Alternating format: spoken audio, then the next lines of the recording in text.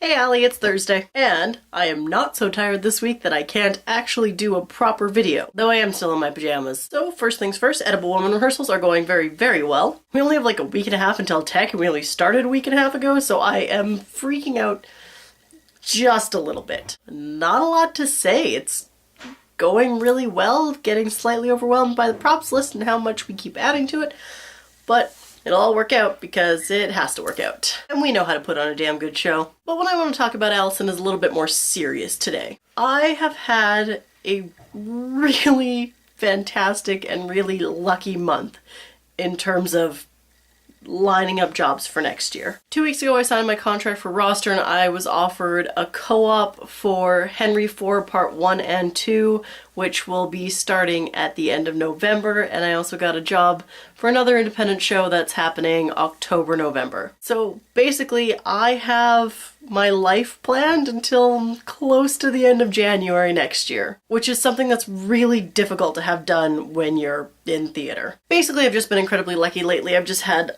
things work out where one job gets me another job, and it's overwhelming and awesome. And so I started to think about how I actually got here, and then I saw a quote on Tumblr, because most of my moments when I'm not in rehearsal and not working, I'm on Tumblr.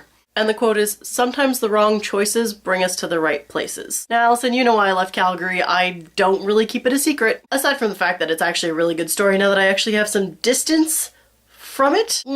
Slightly entertaining, mainly because I'm not in that situation anymore. You know the long story, but the short story is I left Calgary to get away from a really, really bad relationship. And I had moved to Calgary for that relationship.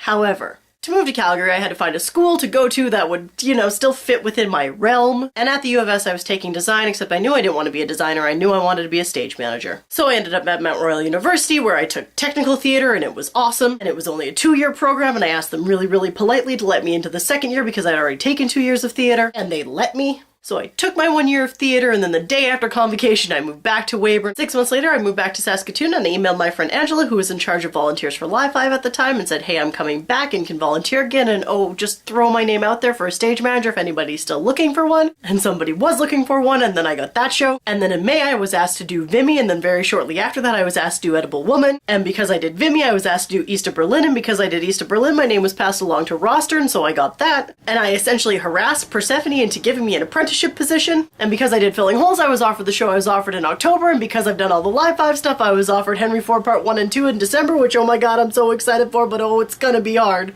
And here's the thing. Had I not moved to Calgary for the wrong choice, a really, really, really bad relationship, then I probably would have still been at U of S, and I probably still would have been finishing up a design degree right now. And I wouldn't have had all the amazing opportunities I've had in the past year, or any of the opportunities that I have coming up in the future. So no, I don't regret moving to Calgary. And I hope someday, in fact, that I can move back there to work for Theatre Calgary or ATP or Vertigo. But right now, all I can think is I am so, so happy that I went there, and about 1,000 times happier that I moved back. Allison, I'll see you on Tuesday.